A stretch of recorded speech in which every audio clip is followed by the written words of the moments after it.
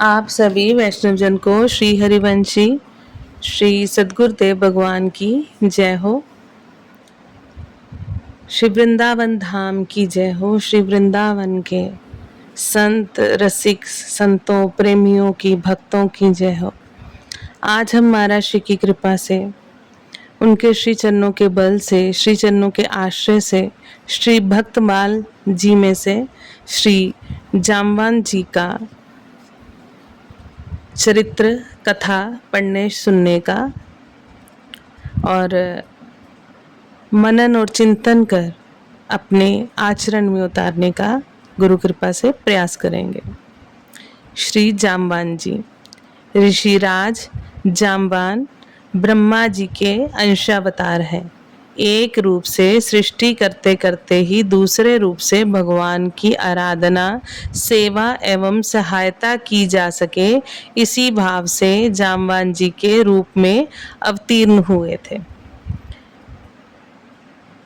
ऋक्ष के रूप में अवतीर्ण होने का कारण ये था कि उन्होंने रावण को वर दे दिया था कि उसकी मृत्यु नर वानर आदि के अतिरिक्त किसी देव आदि से ना हो।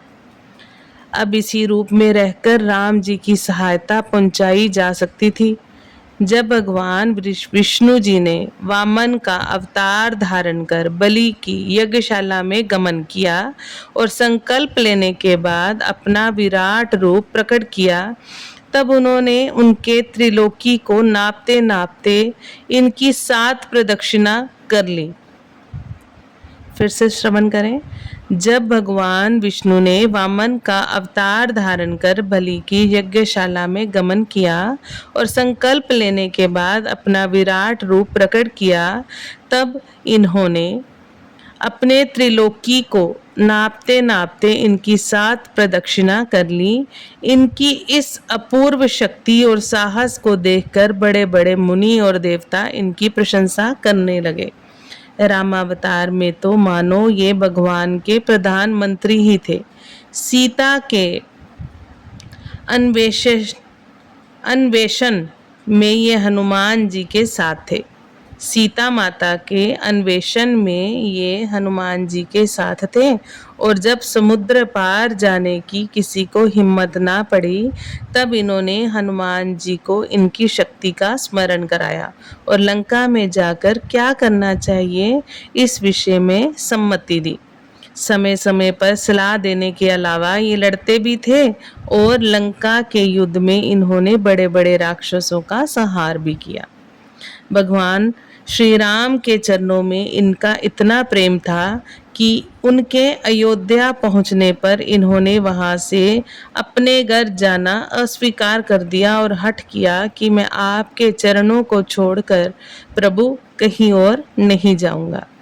जब तक भगवान राम ने द्वापर में आकर दर्शन देने की प्रतिज्ञा नहीं की, तब तक वे अपने हठ पर अड़े ही रहे। अंततः उनकी आज्ञा मानकर अपने घर आए और नित्य भगवान की प्रतीक्षा में उन्हीं का चिंतन स्मरण करते हुए अपना जीवन व्यतीत करने लगे।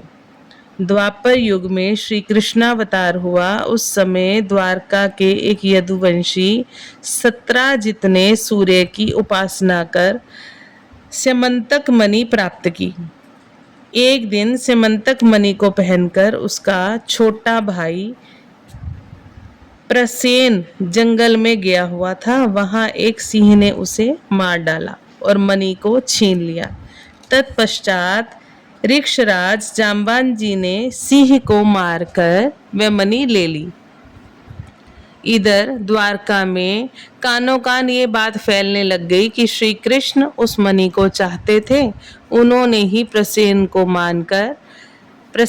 मारकर मणि को ले लिया होगा। ये बात भगवान ने भी सुनी। यद्यपि लोक दृष्टि से तो भगवान ने कलंक के परिमार्जन और मणि के अन्वेषण के लिए ही यात्रा की, परंतु वास्तव में बात ये थी कि उन्हें अपने पुराने भक्त जाम्बान जी को दर्शन देकर कृतार्थ करना था, जिनका एक एक क्षण बड़ी व्याकुलता के साथ भगवान की प्रतीक्षा में ही बीत रहा था।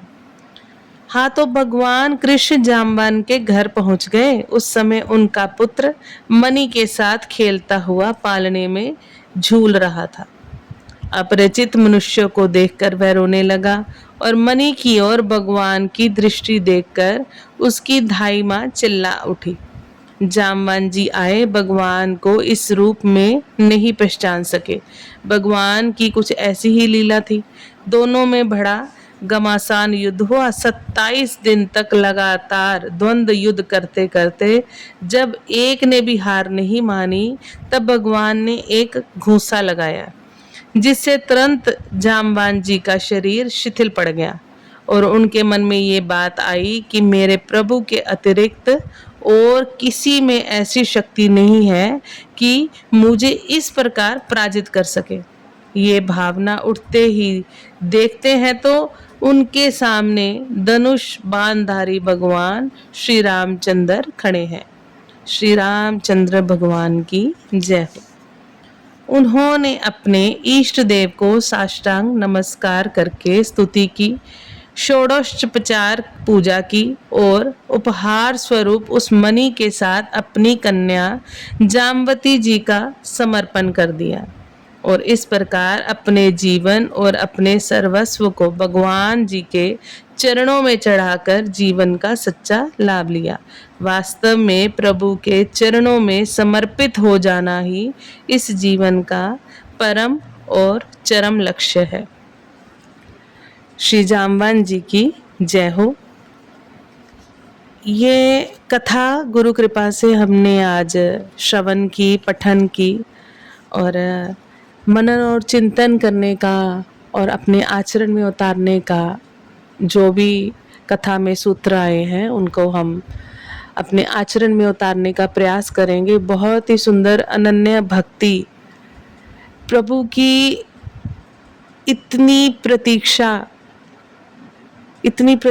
कि उनको बिल्कुल भी प्रतीक्षा से कष्ट ना होकर आनंद में प्रभु का हर रोज प्रभु का षोडशोपचार करके बहुत ही प्रेम से प्रभु के चिंतन में समय व्यतीत कर रहे हैं। और बहुत ही प्रभु का जब साक्षात्कार हुआ प्रभु राम के रूप में, तो कितने आनंद से भरकर प्रभु को साष्टांग कर रहे हैं। तो हमें भी अपने दुखों से, अपनी चिंताओं से घबराना नहीं है। हर समय प्रभु के चिंतन में, प्रभु के स्मरण में लगे रहना है। प्रभु दूर नहीं है, प्रभु हमसे प्रेम करते हैं। देखो कथा में भी बताया है कि समंतक मणि के लिए या कलंक के मार्जन के लिए नहीं प्रभु जामवान जी के घर पहुंचे। प्रभु उनको दर्शन देकर उनको कृतार्थ करने के लिए। अगर जामवान जी एक एक क्षण व्याकुलता में प्रभु के लिए प्रतीक्षा में बिता रहे, तो प्रभु भी उनको चिंतन कर रहे हैं, प्रभु भी उनसे मिलना चाह रहे हैं। ये अद्भुत बात है। तो हम भी हमेशा प्रभु के चिंतन में गुरु कृपा से रहें, प्रभु के स्मरण में रहें।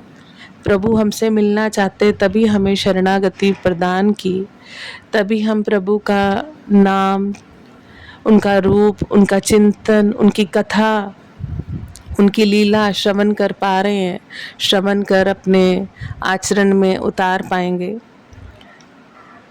तो हमें भी समय को व्यर्थ ना गवाकर प्रभु के चिंतन में, प्रभु के रूप के चिंतन में, प्रभु के कथा में अपने समय को लगाते रहना है।